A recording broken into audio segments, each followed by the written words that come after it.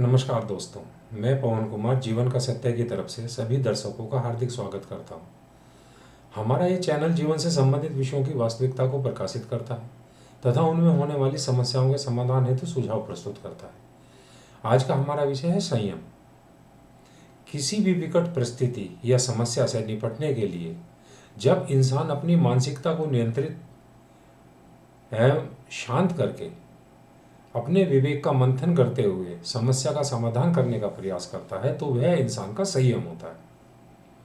संयम इंसान की मानसिकता की सर्वश्रेष्ठ उपलब्धि है, एक प्रकार से इंसान का सबसे बड़ा गुण। क्योंकि जब भी इंसान के जीवन में कोई समस्या या विषम परिस्थिति उत्पन्न होती है तो इंसान या तो बहुत अधिक घबरा जाता है, भयभीत हो जाता है, या फिर उसकी मानसिकता में क्रोध उत्पन्न होने लगता है। दोनों ही परिस्थितियां जो है वह एक प्रकार से हानिकारक हैं, क्योंकि भय के कारण इंसान को मानसिक कष्ट होता है, उसकी मानसिकता में बहुत अधिक कष्ट उत्पन्न होने लगता है, और जो क्रोध है वह इंसान की मानसिकता को क्षति करता है, एक प्रकार से उसे नुकसान पहुंचाने का कार्य करता है। इंसान की जो स्मरण शक्ति है वह भी कमजोर होने लगती है।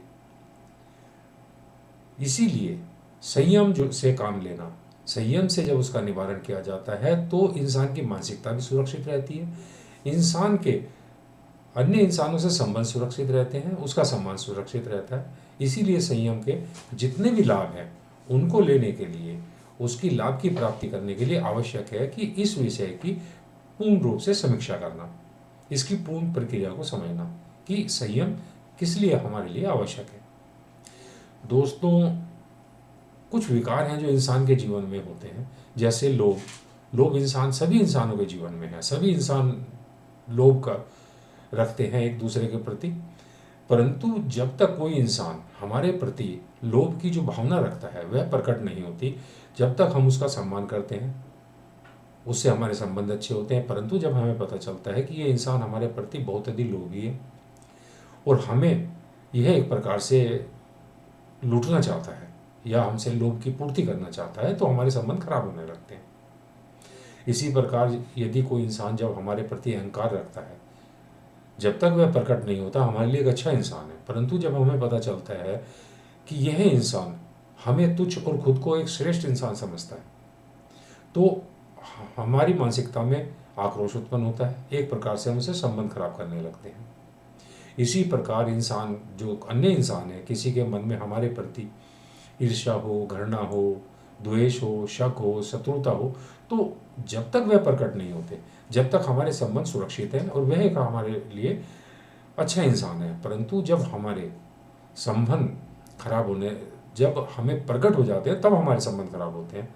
क्योंकि प्रकट होना किस प्रकार होते हैं, इंसान जब भी कभी उत्तेजित अवस्था में, उत्तेजना उसके मस्तिष्क में उत्पन्न होती है और वह जब कोई भी वार्तालाप करता है उत्तेजना में या आक्रोश में या बहुत अधिक क्रोध जब हो जाता है, क्रोध में वह जब संवाद करता है, वार्तालाप करता है, तो इंसान की मानसिकता में जितने भी उसके शब्द हैं वह उसकी मानसिकता को प्रकट कर देते हैं। एक प्रकार से पता चल जाता है कि यह हमारे प्रति किस प्रकार के विचार रखता है। इसीलिए इंसान को संयमित रहना, संयम में रहना बहुत आवश्यक हो जाता है।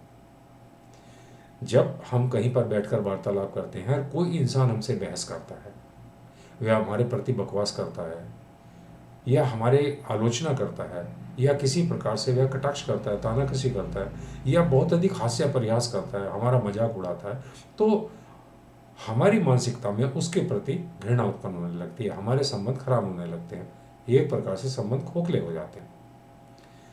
दोस्तों, जब तक यह मानसिकता प्रकट नहीं होती हमारे लिए सभी इंसान अच्छे हैं, सभी से हमारे संबंध सुरक्षित होते हैं।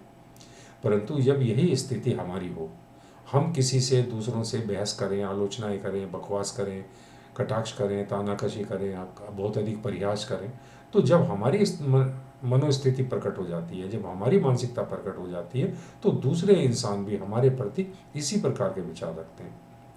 इसीलिए आवश्यक है कि कभी भी क्रोधित, आक्रोश होकर या उत्तेजना में या किसी प्रकार के जो अनुचित विचारधारा हैं उनके प्रति, जैसे बहस वगैरह करना या आलोचना करना, इनके न करके इंसान को संयम से काम लेना।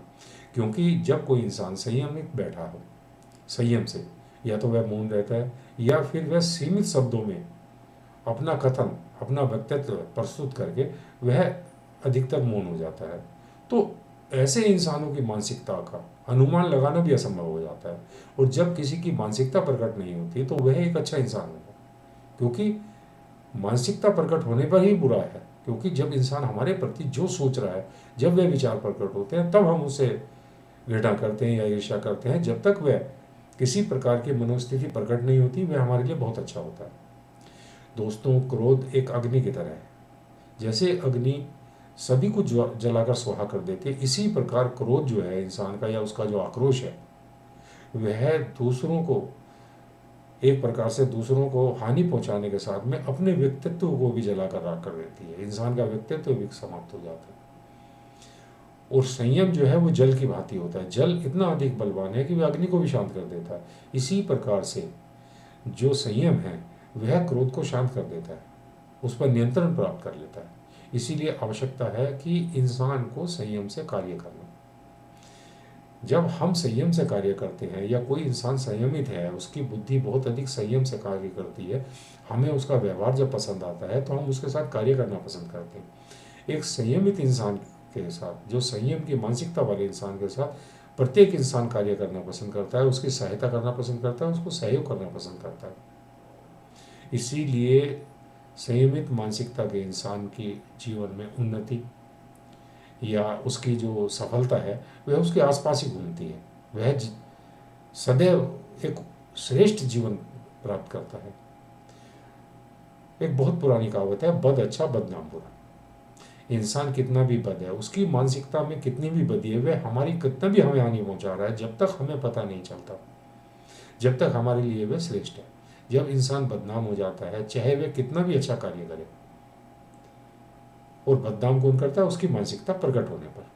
जब वह कितना भी अच्छा कार्य करे एक बदनाम इंसान, तो दूसरे इंसान सदैव उसका अपमान करते हैं, उसके साथ कोई सहयोग नहीं करते, किसी प्रकार से कोई उसका सम्मान नहीं करता। एक बदनाम इंसान को साथ बैठाना कोई पसंद नहीं करता। इसीलिए आवश्यक है कि अपनी मानसिकता को संयमित रखना, संयम से कार्य लेना।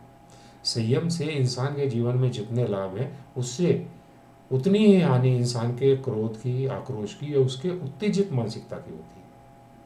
अधिक जानकारी के लिए आप हमारी वेबसाइट www.jivankasatya.com से पढ़कर अनेक विषयों पर लाभ प्राप्त कर सकते हैं। और हमारे ये YouTube चैनल जीवन का सत्य से आप अनगिनत वीडियो को सुनकर प्रत्येक विषय पर आप लाभ प्राप्त कर सकते हैं।